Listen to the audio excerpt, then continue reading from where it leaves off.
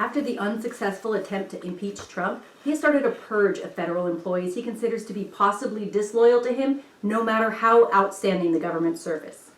He appointed John McEntee, his former body man, to head the purge, which so far has targeted women in the Department of Defense with blocked appointments, plus purging decorated Army veteran Lieutenant Colonel Alexander Vindman and his brother from the National Security Council. Think Caligula. Think Nero. Think authoritarian dictatorship. Here are some of Trump's purges of honest career officers. If one wants to get an interesting and entertaining look at how Trump came to be, see the films Where's My Roy Cohn, titled after a quote from Trump, and Bombshell.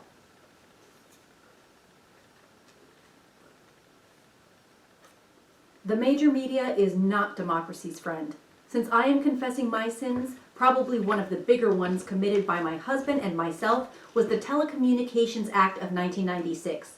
This act, which my husband signed into law, allowed the start of major media mergers.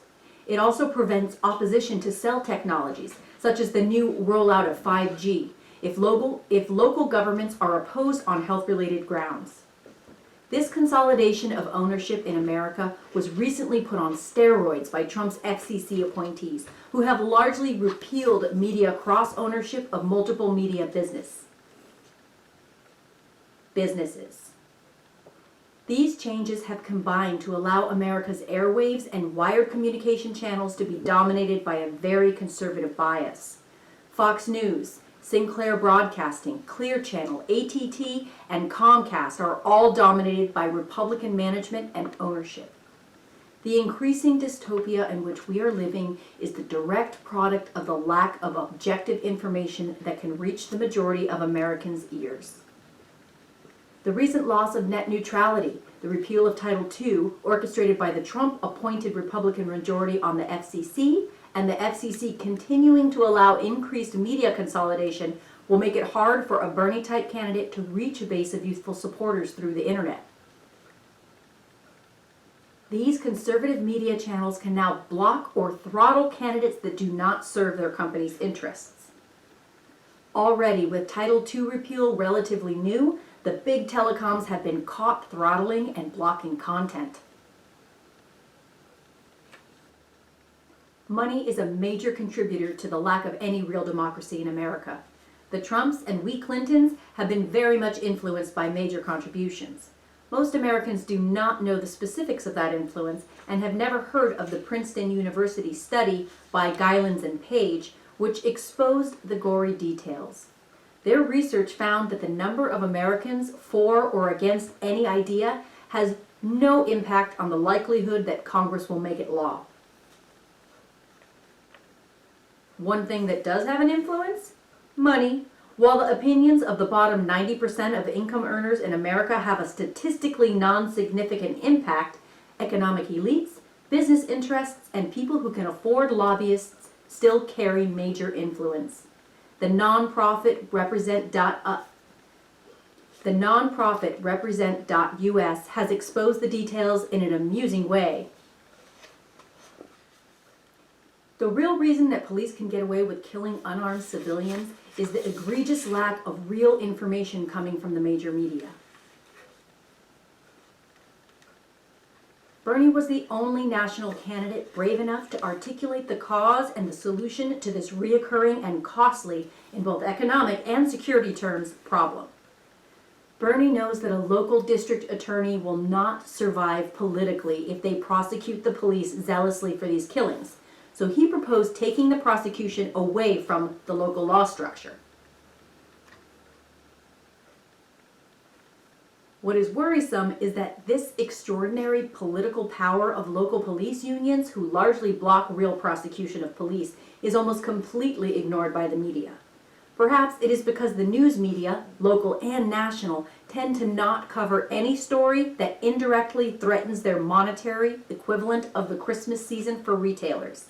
That is, the political ad season. A question I am often asked is, why does Trump always have a solid 35% of Americans who support him, no matter how much harm he is doing to them and to their children? This question of unwavering support is one that John Dean, the once hotshot young attorney for President Nixon, has grappled with since he saw his fellow Republicans support candidates and policies that were lowering their quality of life and ultimately leading to their and everyone else's destruction. Professor Bob Altemeyer seems to have provided Dean with the data and the answers to this question of why authoritarian, destructive leaders always seem to have an unwavering 35% or so of backers. These followers of strong, bellicose leaders want candidates who will offer kick-ass, unnuanced, simple solutions. They want to turn their lives over to the leader and close their minds to new information. These are the Rush Limbaugh ditto heads. These are the people who only listen to Fox News or to its equivalent on radio. These are the people Donald Trump was referring to when he said on national TV that he could shoot somebody in broad daylight on Fifth Avenue and it would make no difference to his backers.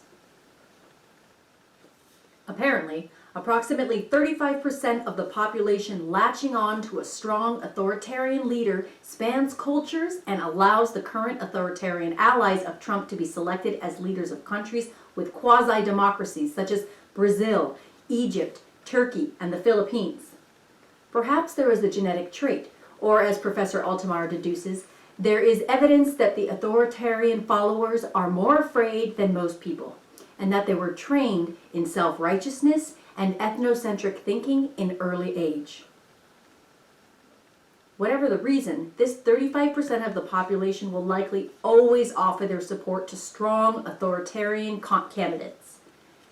The erosion of democracy through voter suppression, gerrymandering, voter roll purging, and vote flipping in electronic systems without true auditability, plus a compliant major media that almost never investigates election malfeasance, these are factors that allow a small percent of sociopathic, ambitious people to have a solid 35% base to steal democracy from the majority of marginally open-minded and less self-destructive voters.